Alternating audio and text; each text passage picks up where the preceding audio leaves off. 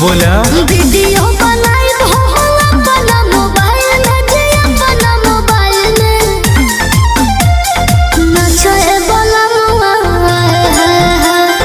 नाचे बोलमुआ खेसारी स्टाइल में नाचे बोलमुआ खेसारी स्टाइल में नाचे बोलमुआ खेसारी स्टाइल में।